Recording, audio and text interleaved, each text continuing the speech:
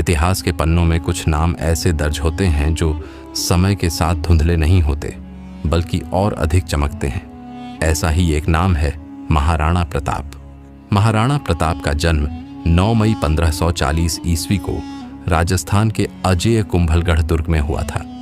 यह दुर्ग अरावली पर्वतमाला की ऊंचाई पर स्थित है और अपनी अपराजेयता व प्राकृतिक सुरक्षा के लिए प्रसिद्ध है।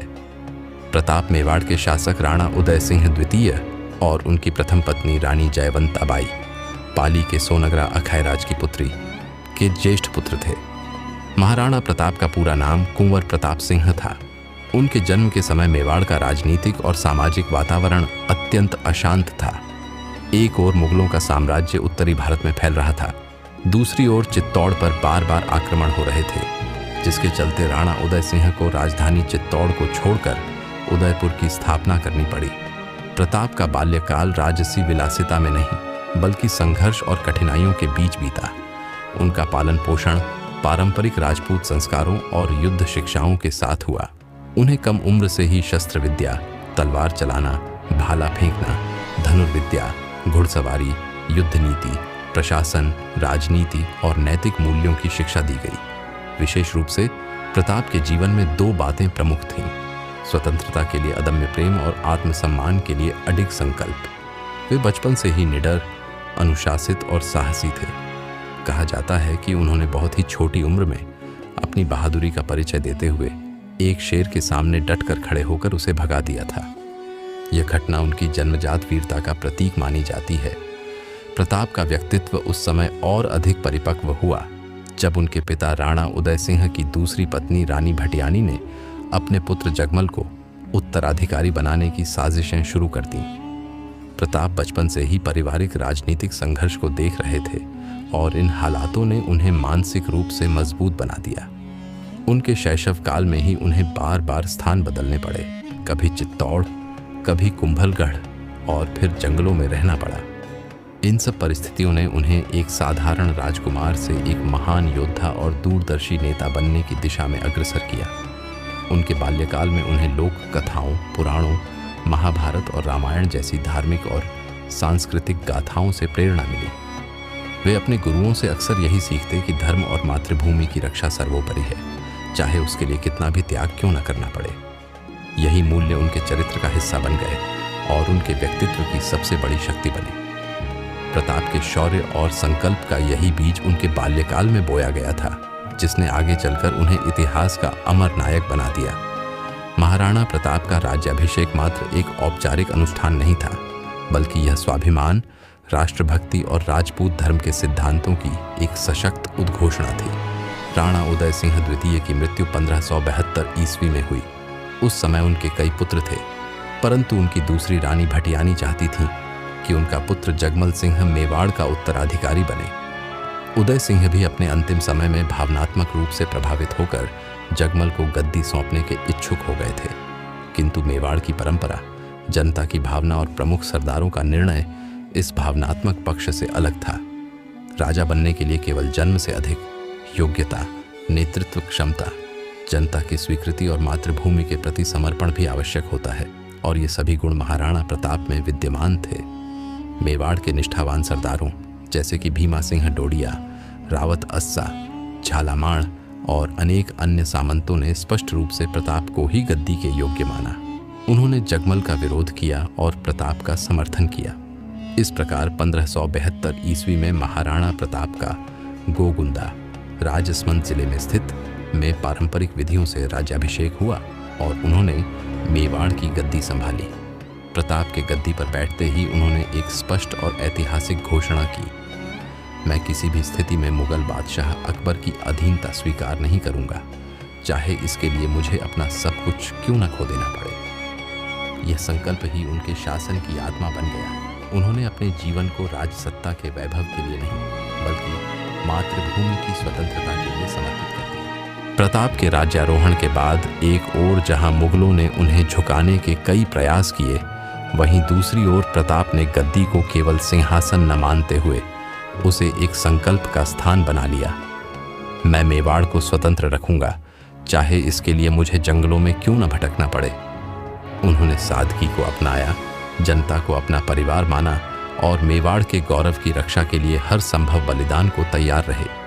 इस तरह महाराणा प्रताप का गद्दी पर बैठना न केवल एक राजनैतिक घटना थी, बल्कि यह राजधर्म, राष्ट्र प्रेम और आत्मसम्मान की एक क्रांतिकारी शुरुआत थी, जिसने उन्हें इतिहास के सबसे महान योद्धाओं की श्रेणी में ला खड़ा किया। महाराणा प्रताप और मुगल सम्राट अकबर के बीच का संघर्ष भारतीय इतिहास की सबसे प्रेरक और गौरवशाली गाथाओं में से एक है। यह सिर्फ दो शासकों के बीच सत्ता की लड़ाई नहीं थी, बल्कि यह आत्मसम्मान और स्वतंत्रता बनाम साम्राज्यवादी विस्तारवाद का युद्ध था। जब 1572 ईस्वी में महाराणा प्रताप मेवाड़ की गद्दी पर विराजमान हुए, उस समय अकबर का साम्राज्य इस उत्तर भारत में फैल रहा था। आगरा, पंजाब, गुजरात, बिहार, बंगाल और अधिकांश राजपूताना क्षेत्र अकबर के अधीन हो चुके थे। अधिकांश राजपूत राजाओं ने या तो स्वेच्छा से अकबर की अधीनता स्वीकार कर ली थी या युद्ध में पराजित होकर उससे संधि कर ली थी। इनमें आमेर, बूंदी, बीकानेर और जोधपुर जैसे शक्तिशाली राज्य भी शामिल थे, लेकिन मेवाड़, विशेषकर महाराणा प्रताप, अपवाद थे। अकबर ने प्रताप को अपने अधीन करने के लिए कूटनीतिक प्रयासों की शुरुआत की। उसने महाराणा को अनेक बार शांति और मित्रता के प्रस्ताव भेजे। अकबर के दरबार से कई राजदूत और दूत जैसे टोडरमल, मान सिंह और राजा भगवंत राम मेवाड़ भेजे गए, जिन्होंने प्रताप से अनुरोध किया कि वे अकबर की सर्वोच्चता स्वीकार कर लें। बदले में प्रताप को मालवा, गोंडवाना अथवा किसी भी अन्य उपयुक्त क्षेत्र का शासक बनाने की पेशकश की गई, परंतु महाराणा प्रताप ने हर बार इन प्रस्तावों को स्पष्ट रूप से ठुकरा दिया। उनका उत्तर हमेशा यही होता, स्वतंत्रता बिकने की वस्तु नहीं है, मैं मिट जाऊंगा पर गुलामी स्वीकार नहीं करूंगा। प्रताप के इस दृढ़ संकल्प से अकबर क्रुद्ध हो उठा। अब उसने सैन्य शक्ति का सहारा लिया। वह जानता था कि प्रताप को केवल युद्ध के माध्यम से ही झुकाया जा सकता है। यही संघर्ष 1576 ईस्वी में हल्दी घाटी के युद्ध के रूप में फूटा, जो भारतीय इतिहास के सबसे प्रसिद्ध और वीरतापूर्ण युद्धों में से एक बन गया। लेकिन संघर्ष केवल हल्दी घाटी तक सीमित नहीं रहा। यह एक दीर्घकालीन संघर्ष था, जिसमें प्रताप ने वर्षों तक मुगलों से मुकाबला किया, जंगलों में छिपकर गुरिल्ला युद्ध नीति अपनाई और महलों को त्याग कर अपने परिवार के साथ झोंपड़ियों में रहकर भी स्वतंत्रता की ज्योति जलाए रखी। महाराणा प्रताप और अकबर के संघर्ष की सबसे बड़ी विशेषता यह थी कि जहां अकबर के पास विशाल सेना, संसाधन और राजनीति की चतुर चालें थीं, वहीं प्रताप के पास सिर्फ एक चीज थी, अडिग स्वाभिमान। उन्होंने अपने सीमित संसाधनों और स्थानीय जनजातियों जैसे भीलों की मदद से मुगलों को कई वर्षों तक मेवाड़ से दूर रखा। यह संघर्ष केवल सैन्य टकराव नहीं था, बल्कि यह एक विचारधारा की लड़ाई थी, एक ऐसी विचारधारा जिसमें राष्ट्र, धर्म, मातृभूमि और स्वतंत्रता सर्वोपरि थी। महाराणा प्रताप का यह संघर्ष आज भी इस बात का प्रतीक है कि कोई भी ताकत उस व्यक्ति को पराजित नहीं कर सकती जिसके पास आत्मबल, चरित्र और अपने सिद्धांतों के लिए बलिदान देने की शक्ति हो। उन्होंने अपने जीवन में भले ही चित्तौड़ को पुनः प्राप्त न किया हो, परंतु उन्होंने भारत की आत्मा में वह स्थान बना लिया जो किसी भी विजेता से कहीं ऊपर है। हल्दी घाटी का युद्ध भारतीय इतिहास का एक ऐसा युद्ध है जो वीरता, स्वाभिमान और मातृभूमि के लिए सर्वोच्च बलिदान का प्रतीक बन चुका है। यह युद्ध 18 जून 1576 को राजस्थान की हल्दी घाटी नामक संकरी घाटी में हुआ, जो अरावली पर्वतमाला के बीच स्थित है और नाथद्वारा तथा गोगुंदा के बीच पड़ती है। यह युद्ध महाराणा प्रताप और मुगल सम्राट अकबर के बीच लड़ा गया। हालांकि अकबर स्वयं युद्ध में उपस्थित नहीं था, उसकी ओर से उसके नज़दीकी सहयोगी और आमेर के राजा मान सिंह ने सेनापति के रूप में युद्ध का नेतृत्व किया। 1572 में महाराणा प्रताप के मेवाड़ की गद्दी संभालने के बाद से ही अकबर लगातार यह प्रयास कर रहा था कि प्रताप भी अन्य राजपूतों की तरह उसकी अधीनता स्वीकार कर लें। अकबर ने कई दूतों को समझाने के लिए भेजा, लेकिन प्रताप अपने आत्मसम्मान और स्वतंत्रता के सिद्धांत से पीछे नहीं हटे। जब सभी शांति प्रयास विफल हो गए तो अकबर ने प्रताप को बलपूर्वक झुकाने का निश्चय किया। इसके फलस्वरूप हल्दी घाटी का यह ऐतिहासिक युद्ध हुआ। महाराणा प्रताप की सेना लगभग 15,000 से 20,000 सैनिकों की थी, जिसमें प्रमुख रूप से राजपूत योद्धा, भील समुदाय के धनुर्धर और अन्य पहाड़ी क्षेत्रीय सेनाएं शामिल थीं। उनके सेनापति हकीम खां सूर एक पठान, जो प्रताप के सिद्धांतों से प्रभावित होकर उनके साथ आए। उनके साथ झालामाण, भामाशाह और भील सरदारों जैसे राणा पूंजा ने अहम भूमिका निभाई।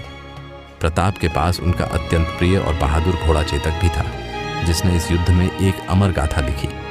वहीं दूसरी ओर मुगल सेना लगभग 80,000 से अधिक सैनिकों के साथ मैदान में थी। मान सिंह, आसिफ खां और सैयद हाशिम जैसे अनुभवी सेना नायक अकबर की ओर से लड़े। उनके पास बेहतर शस्त्र, तोपें और घुड़सवार सेना थी। 18 जून 1576 को हल्दी घाटी की संकरी घाटी में युद्ध प्रारंभ हुआ। प्रताप की सेना ने पहाड़ी युद्ध नीति अपनाई और मुगलों पर घातक वार किए। प्रताप स्वयं हाथी पर सवार होकर दुश्मन के बीच घुसे और उन्होंने प्रत्यक्ष रूप से मान सिंह पर प्रहार किया, लेकिन मान सिंह बच निकले। युद्ध घंटों तक चला और अत्यंत भीषण हुआ। इस युद्ध में झालामाण ने अद्भुत वीरता का प्रदर्शन किया। उन्होंने महाराणा प्रताप का राज चिन्ह अपने ऊपर लेकर शत्रुओं का ध्यान अपनी ओर खींचा, ताकि महाराणा को युद्ध क्षेत्र से सुरक्षित निकाला जा सके। इसी त्याग के कारण झालामाण वीरगति को प्राप्त हुए। दूसरी ओर जब चेतक को गंभीर चोट आई, तब भी उसने प्रताप को पीठ पर लाद कर पहाड़ियों के ऊपर से छलांग लगाई और उन्हें सुरक्षित स्थान पर पहुंचा दिया। लेकिन चेतक खुद उस घाव से न बच सका और वीरगति को प्राप्त हुआ। चेतक की यह घटना आज भी भावनाओं को झकझोर देती है। हालांकि यह युद्ध निर्णायक नहीं रहा और प्रताप को पीछे हटना पड़ा, लेकिन यह युद्ध मुगलों की नैतिक हार और प्रताप की आत्मा की विजय के रूप में इतिहास में दर्ज हुआ। अकबर इस युद्ध के बाद भी प्रताप को पूरी तरह पराजित नहीं कर सका। प्रताप ने युद्ध के बाद भी वर्षों तक गोरिल्ला युद्ध नीति से मुगलों को परेशान किया और अपने खोए हुए अधिकांश राज्य को पुनः प्राप्त किया, चित्तौड़ को छोड़कर। हल्दी घाटी के युद्ध 1576 के बाद भले ही महाराणा प्रताप की सेना को रणभूमि से पीछे हटना पड़ा, लेकिन उनकी आत्मा पराजित नहीं हुई। इस युद्ध के बाद शुरू हुआ उनके जीवन का सबसे कठिन किंतु सबसे गौरवपूर्ण काल, वनवास और संघर्ष का युग। यह समय था जब एक राजा ने महलों और वैभव को त्याग कर जंगलों, पर्वतों और गुफाओं में शरण ली, परंतु अपने आत्मसम्मान को कभी गिरने नहीं दिया। युद्ध के बाद अकबर ने प्रताप को पकड़ने और मेवाड़ को पूरी तरह अपने अधीन करने के लिए कई बार मुगल टुकड़ियां भेजी। प्रताप को लगातार पहाड़ों में स्थान बदलते रहना पड़ा। इस दौरान उनका परिवार भी उनके साथ था, पत्नी, छोटे छोटे बच्चे, सैनिक और सहयोगी। लेकिन पहाड़ों की गुफाएं, जंगली क्षेत्र और बंजर जमीन उनके लिए शरण स्थली बनी। इस कठिन समय में प्रताप ने सीधी लड़ाई के बजाय गोरिल्ला युद्ध नीति अपनाई। वे छिपकर मुगलों की चौकियों पर हमला करते, उनके संसाधनों को नष्ट करते और तुरंत पहाड़ियों में गायब हो जाते। वह विजयादशमी का दिन था और महाराणा ने नवसंगठित सेना को 2 भागों में विभाजित कर युद्ध घोष छेड़ दिया था। इनमें से एक टुकड़ी की कमान स्वयं महाराणा के पास थी और दूसरी टुकड़ी का नेतृत्व उनके पुत्र अमर सिंह कर रहे थे। मुगल सेना में 2 लाख सैनिक थे, जबकि राजपूत केवल 22,000 थे। महाराज कुमार अमर सिंह के नेतृत्व में महाराणा प्रताप की सेना ने दिवेर के शाही थाने पर आक्रमण कर दिया। यह युद्ध इतना भयंकर था कि प्रताप के पुत्र अमर सिंह ने मुगल सेनापति सुल्तान खान के सिर पर भाले से इस प्रकार हमला किया, कई भाला सुल्तान खान के शरीर के आर पार निकल गया। दूसरी ओर महाराणा प्रताप ने भी तलवार से भलोल खान को उसके घोड़े सहित ही काटकर चिढ़ दिया। एक राजपूत सरदार ने अपनी तलवार से हाथी का पिछला पांव काट दिया। इस युद्ध में विजय श्री महाराणा के हाथ लगी। इस युद्ध में महाराणा ने गुरिल्ला युद्ध की रणनीति अपनाई। 1582 में दिवेर की लड़ाई में महाराणा प्रताप की सेना ने मुगलों को हराया और चित्तौड़ छोड़ दिया और मेवाड़ की अधिकांश भूमि पर फिर से कब्जा कर लिया। महाराणा प्रताप पहले भारतीय राजा थे जिन्होंने बहुत ही सुनियोजित तरीके से गुरिल्ला रणनीति का इस्तेमाल किया और परिणाम स्वरूप मुगलों को घुटने टेकने पर मजबूर कर दिया। अकबर के सामने महाराणा पूरे विश्वास के साथ खड़े रहे। एक समय था जब लगभग पूरा राजस्थान मुगल बादशाह अकबर के कब्जे में था, लेकिन महाराणा ने अपने मेवाड़ को बचाने के लिए अकबर से 12 साल तक युद्ध किया। अकबर ने उन्हें हराने के लिए हर हथकंडा अपनाया, लेकिन महाराणा अंत तक अपराजित रहे। 1582 के दिवेर युद्ध को इतिहास का एक महत्वपूर्ण युद्ध माना जाता है, क्योंकि इस युद्ध में राणा प्रताप के खोए हुए राज्यों को फिर से हासिल कर लिया गया था। इस रणनीति से मुगलों को स्थायी नियंत्रण स्थापित करने में भारी कठिनाई हुई। प्रताप के इस प्रकार के युद्ध में भील सरदार राणा पूंजा और उनकी सेना का बड़ा योगदान रहा। भीलों ने महाराणा का साथ दिया, भोजन, आश्रय और गुप्त रास्तों की जानकारी देकर उन्हें सहायता पहुंचाई। इस संघर्षपूर्ण समय में एक और प्रेरणादायक घटना घटी जब मेवाड़ के सेनापति और निष्ठावान सामंत भामाशाह ने महाराणा को भारी धनराशि दान में दी। उन्होंने अपने निजी खजाने से इतनी धनराशि दी जिससे प्रताप 20,000 सैनिकों की सेना को 1 वर्ष तक वेतन दे सकते थे। इस सहायता से प्रताप ने अपनी सेना को पुनर्गठित किया और मुगलों के खिलाफ एक बार फिर संगठित प्रतिकार की नींव रखी। महाराणा प्रताप का यह वनवास केवल भौतिक कष्टों का युग नहीं था, यह उनके संकल्प, निष्ठा और नेतृत्व की परख का काल था। उन्होंने हर कठिनाई को मात दी, हर दुख को सहा, लेकिन मातृभूमि की स्वतंत्रता से समझौता नहीं किया। उन्होंने अपने पुत्र अमर सिंह को भी यही सिखाया, राज्य की रक्षा शरीर से नहीं, आत्मा से होती है। इस काल की तपस्या व्यर्थ नहीं गई। आने वाले वर्षों में प्रताप ने धीरे धीरे मेवाड़ के अधिकांश भूभाग को वापस जीत लिया। चित्तौड़ को छोड़कर उन्होंने चावंड को अपनी नई राजधानी बनाया और वहीं से शासन किया। मेवाड़ का गौरव पुनः जागृत हुआ और स्वतंत्रता की लौ फिर से प्रज्वलित हो उठी। महाराणा प्रताप का जीवन जितना वीरता और संघर्ष से भरा हुआ था, उनकी मृत्यु भी उतनी ही गौरवमयी थी।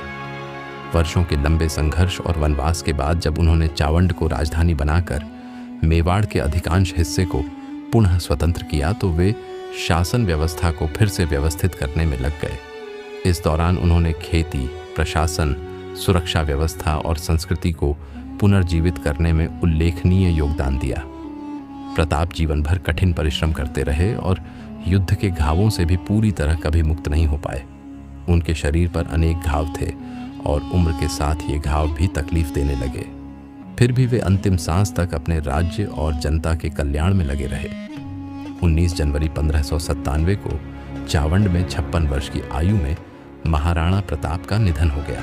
कहा जाता है कि मृत्यु से ठीक पहले उन्होंने अपने पुत्र अमर सिंह को बुलाया और उसे यह प्रेरणादायक संदेश दिया, बेटा, आज़ादी सबसे अनमोल धरोहर है, इसे किसी भी कीमत पर मत खोना। जीवन चला जाए पर स्वाभिमान नहीं। सच ही कहा गया है, वो राजा नहीं था जो ताज पहनता है, वो राजा था जो तलवार के नीचे भी घुटने नहीं टेकता। वो था महाराणा प्रताप।